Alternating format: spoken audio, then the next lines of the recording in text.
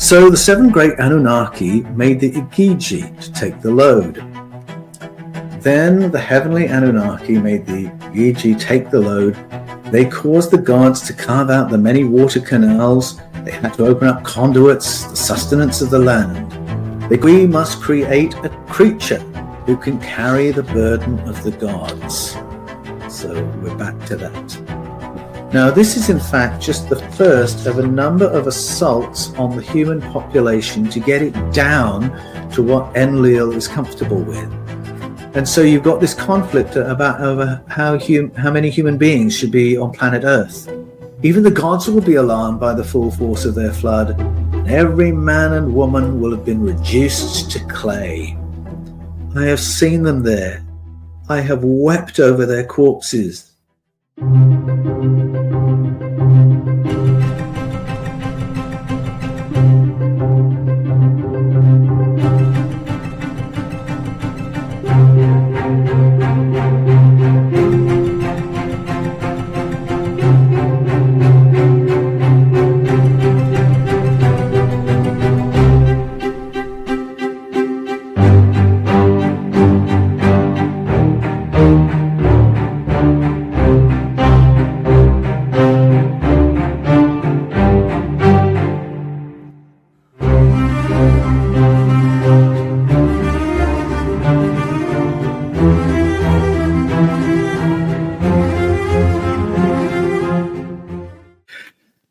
So we'll start on tablet 1.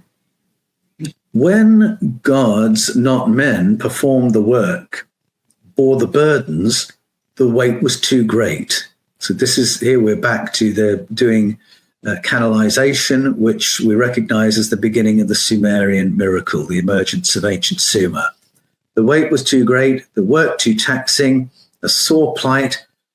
So the seven great Anunnaki made the Igigi to take the load.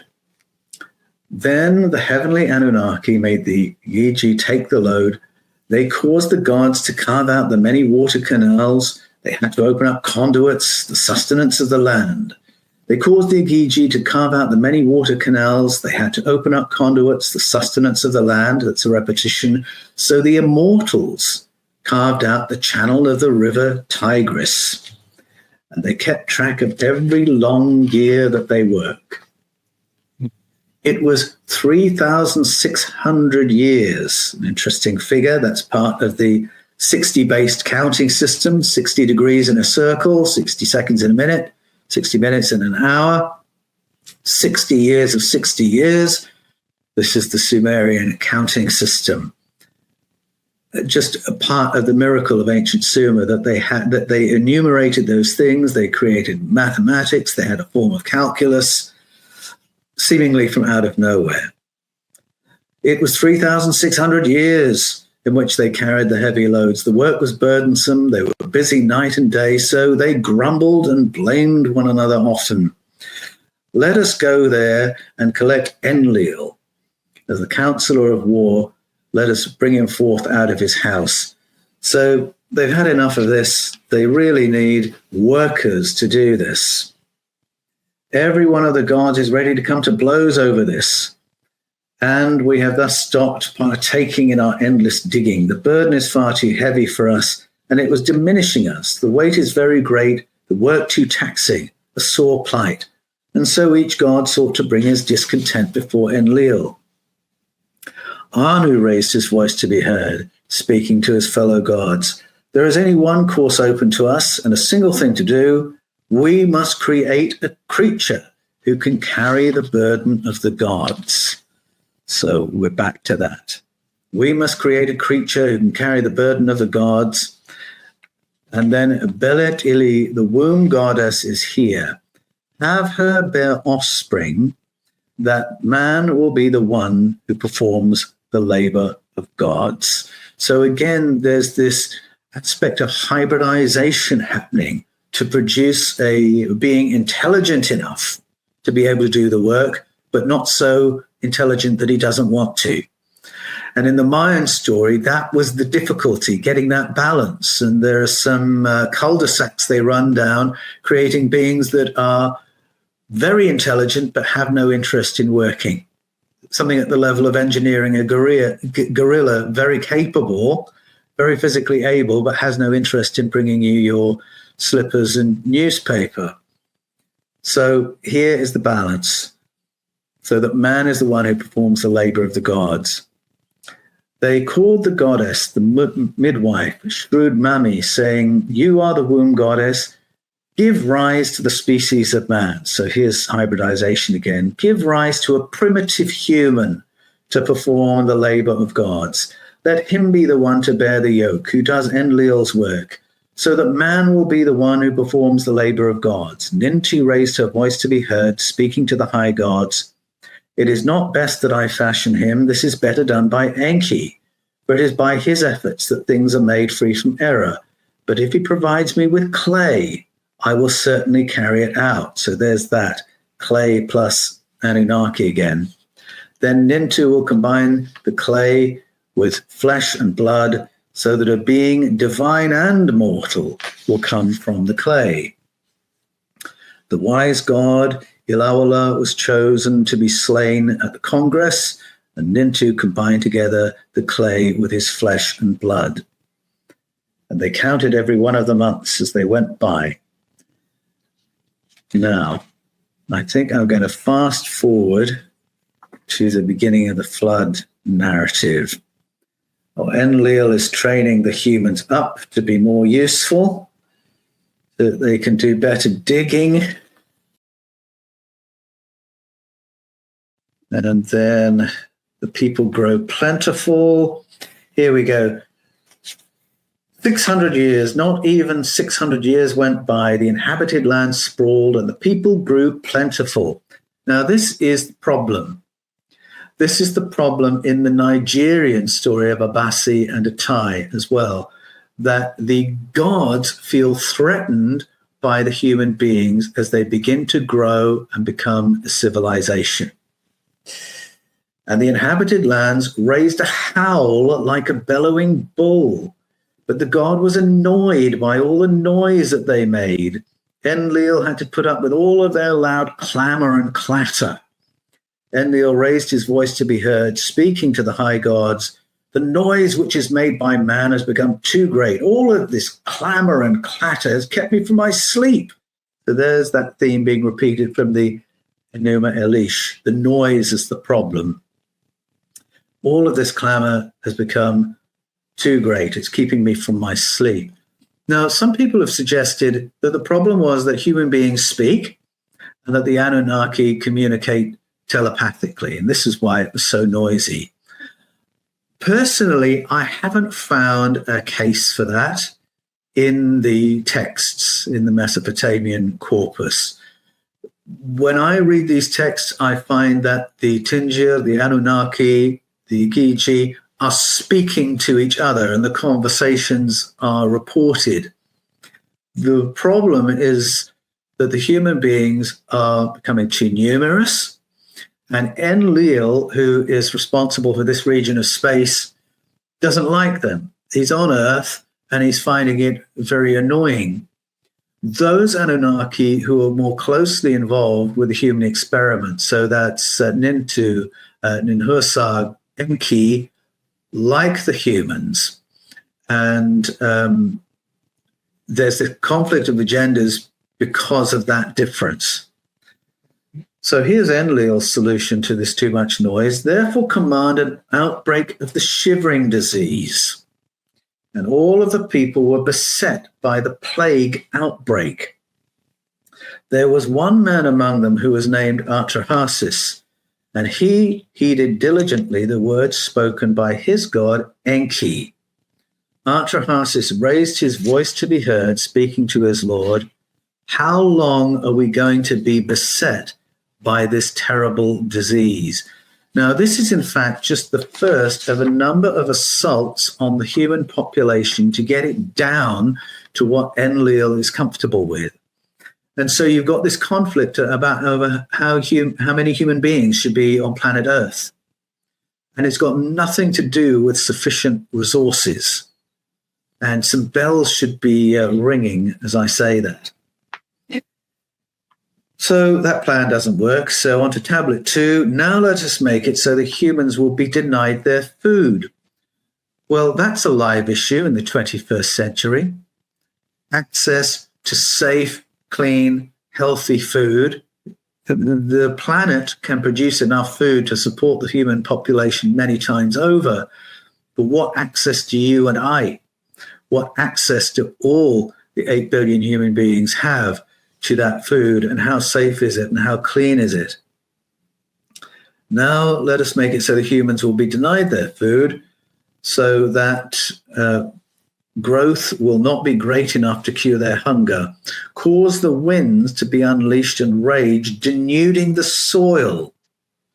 My goodness, this is so topical. Let there be clouds aloft in the sky, but which bring no rain. So the farmers' fields will hardly yield any crop to speak of. So their lives will be wretched and filled with misery. Let's starve them off the planet, Enlil is saying.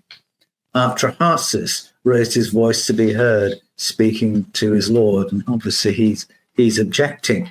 So there are a number of these assaults on humanity, number of different diseases sent upon them, and then in tablet 2, constrict the birth canal so as to deny a prosperous birth. Anyone who reads Genesis 3 knows that part of the argument and the aftermath of upgrading human beings and sexualizing them, making them fertile so they could reproduce, was birth had to become really painful for the humans. So unlike all the other animals who are able to reproduce perfectly happily, for human beings, it's going to be awful. And that is what the God character does in Genesis to punish them for becoming conscious, intelligent, sexualized. And here it is as part of a plot to destroy humanity in the source narratives. Let birth be a real problem for them. Enlil then convened a congress, speaking to his children, the gods. And this is a new plan. On the first day, a tempest will rise, blowing in an awful fury, unleashing the dreaded flood weapon. This is how he's going to get rid of them. And rage like a war, the explosive annihilation weapon will descend over the people, who will lose sight of one another in the sheets of pouring rain. Even the gods will be alarmed by the full force of their flood, and every man and woman will have been reduced to clay. The words you heard Enki speak, because Enki doesn't think this is a good idea at all, the words you heard Enki speak are of no significance to us.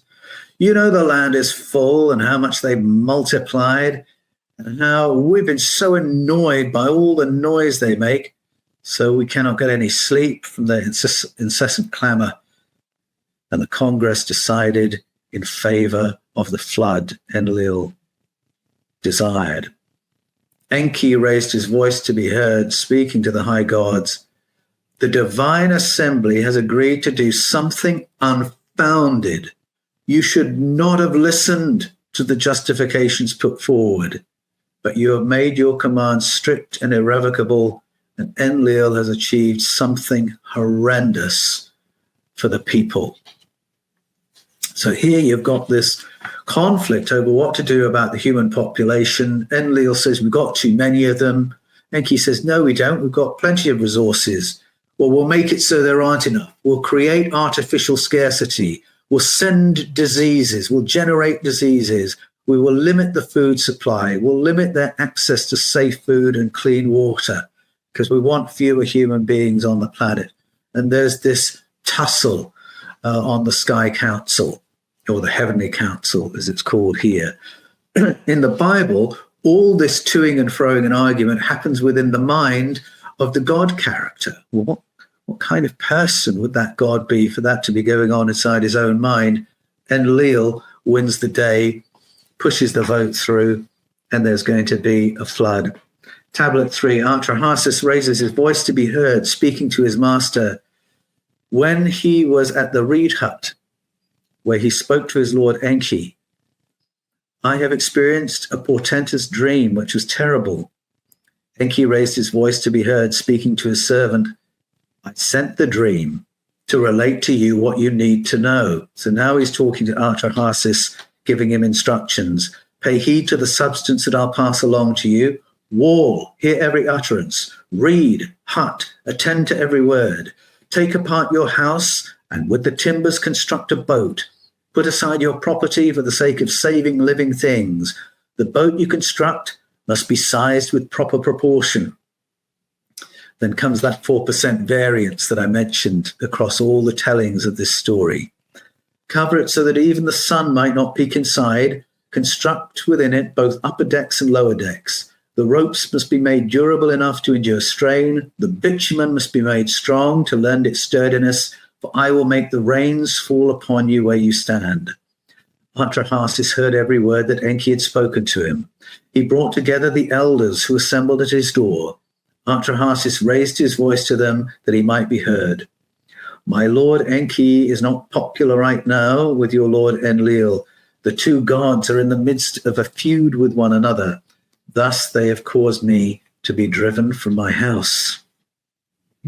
The flood weapon was unleashed upon the people like a war. They lost sight of one another within the cascading rain. The storm surge roared like a charging, bellowing bull. The wind sounded like a howling ass in the wilderness. Thick dark enveloped the entire earth. The sun was not seen. The people became like a white sheep offering to the gods. Every one of them was consumed by the turbulent purge. Even the gods were alarmed by the full force of the flood. They retreated to the safety of the highest heaven of Anu, where they cowered like dogs from the crash of the deluge. The flood surge wreaked havoc, raging out of control. Nintu, remember, she was involved in the genetic engineering of Homo sapiens, not at all happy with this plan. Here again, she enters the story. Nintu was screaming and wailing like a woman in travail. Would a genuine father have unleashed the wild waters to meet their end, clogging up the river like dragonflies? I have seen them there. I have wept over their corpses. Will there be an end to the tears that I shed for them? That's an interesting line, isn't it? Would a genuine father have unleashed the wild waters? So in the source narrative, we've got this conflict over how many humans there should be. Enlil, who's not particularly close to the humans, says, get rid of them. We're going to genocide them. Those involved in engineering them say, no, this is terrible what you're doing. Enki rescues one of them and the families associated with him and seeds and animals so that they can reboot after the event. And yet all this is the activity of God in the biblical story. The biblical writers took the Atrahasis story, took the Utnapishtim and Yasudra stories of the flood and said, oh no, it was God who did all of this. It was God who hated human beings so much he wanted to genocide them. It was God who was sorry that it ever been made. It was God who unleashed the flood weapon against them, which is a summary, of course, of all these assaults on humanity. And then the writer turns around and says, and it's this God that you must love and worship. Why would we love and worship a God who wanted us so unintelligent we didn't know we were naked? Why would we worship a God who didn't want us fertile? Why would we worship a God who wanted to genocide us? Why would we worship a God who said, don't let them live any longer than 120 years? And in the beginning, it wasn't God's story anyway. It was the story of Enlil and all these other entities conflicting with each other. For the duration of 7 entire days and 7 nights, whirling water, the storm wind, and the flood prevailed. When the next day arrived the tempest, flood, and fury, which had been thrashing like a mother straining in birth, all suddenly expired, and the swirling sea became still. The storm wind lessened, the raging torrent refrained. Atrahasis peeped out a gap to see what things were like. All quiet. Nowhere distinguishable a man from the mud. There was just endless flood water, like a flat roof. He opened the window and light beamed onto his face. He knelt down and sat, then cried with tears cascading. He looked for the hills and for the banks of the ocean. Then he saw areas of land breaking the surface of water. The boat settled itself on the mountain of Nimush. Then upon the seventh day, Atrahasis released a dove. It flew out and came back, finding no place to perch. Then he reached his hand forth and released a swallow. The swallow flew here and there, then came back home, but there was no promising place it might light upon. Then he reached his hand forth and released a raven. The raven flew, and seeing that the waters were receding, it settled to eat, preen, and fluff itself, and did not return. Now that's very interesting because the Bible has a summary form of that three-bird story. This is how Noah determined there was land out there, by releasing a bird. So you know the writer of Noah has read this. Then Enlil, the warrior, caught his first sight of the cargo boat. He was stomping mad from his elevated ire at the Igigi. Every one of us of the great Anuna swore to carry this out. We agreed there was to be not one thing left alive on earth. So how is it that any man was able to survive this disaster? Anu raised his voice to be heard, speaking to the warrior Enlil. There are none among the gods but Enki who would do so. Correct. Enki raised his voice. Yes, it was I who did it, and thus did it against your wishes, since I worked to guarantee life was saved and not extinguished. This is Enki who takes the part of the serpent in upgrading the human beings and then protects them in the flood from the actions of Enlil, or Yahweh as he is in Genesis 3. Enki raised his voice to be heard to the womb goddess Nintu. Nintu, as womb goddess, you are the one who chooses fates. You are the one who determines destinies for all the people. Have it be that a third of all people are able to have children, which will assure the continuance of the population of man. Have a third of them unable to do so due to youth or age? Have there be a third of the people who have among them women who are capable of giving birth, but not properly? May the Pasitu demon lift the baby from its mother's arms and further make the Ubatu Entu and Egistu women who are off limits to men to further reduce the birth rate. So he's now saying, look, as long as there's not 100% fertility among human females, we can manage the population. Some won't be able to have children. Some will miscarry. If we make it a point where once you're over that age, you can't have kids, we can manage this without these assaults, without diseases, without floods. Sometimes mankind will be reduced from facing warfare. And through these means, his numbers will not burgeon. Through these means, man will not become too powerful.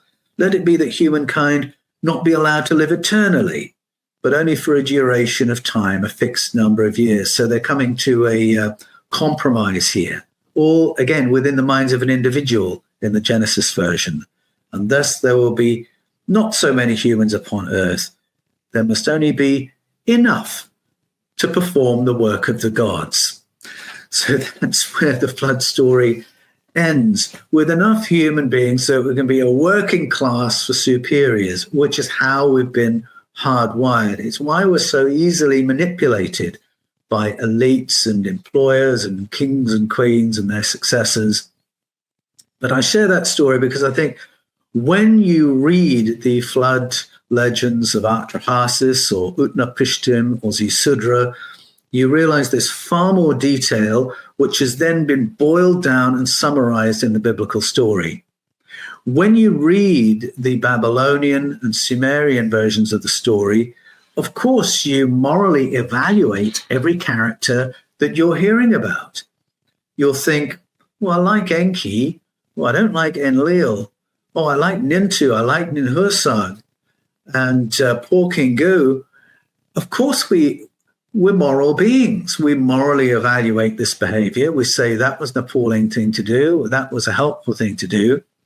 As soon as it gets turned into God's story, we're no longer allowed to do that. We have to shut our conscience down, put our mind to one side, because everything God does is holy and cannot be questioned. And so we begin to justify assaults on humanity.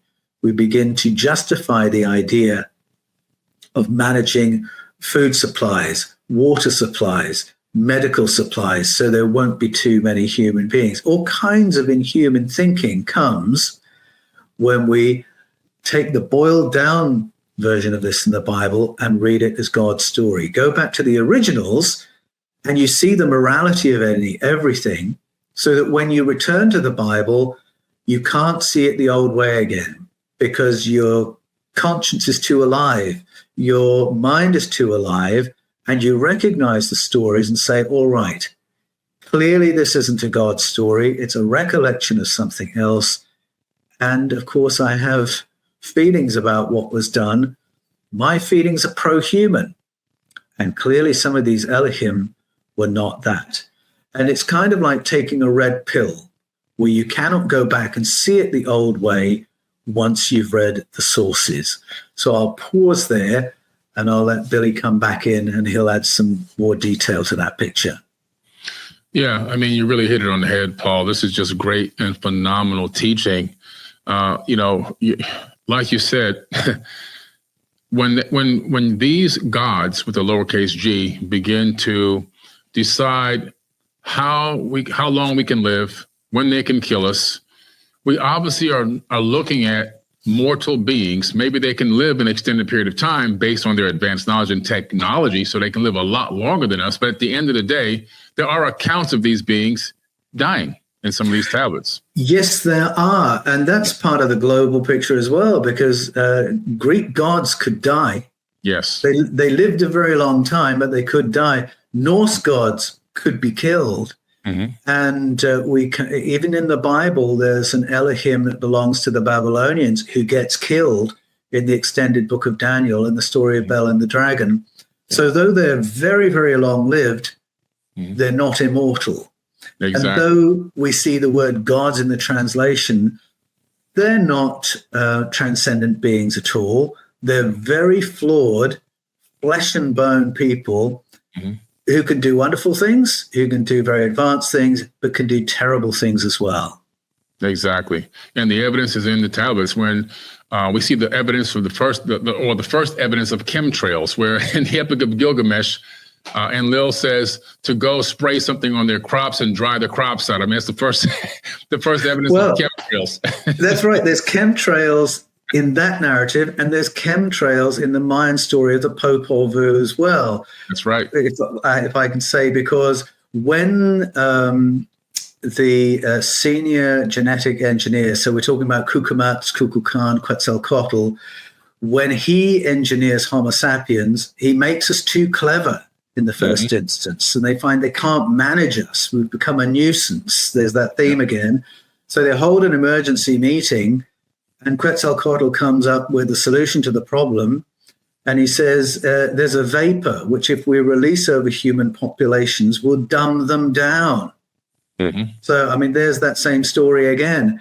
Yes. And I was very interested when I read that, because I'm old enough to remember journalists in the 1970s catching on to some research that had been published indicating that leaded fuel in vehicles was brain damaging our children, that all the exhaust fumes from leaded vehicles was making children in urban areas surrounded by idling traffic more aggressive and less intelligent.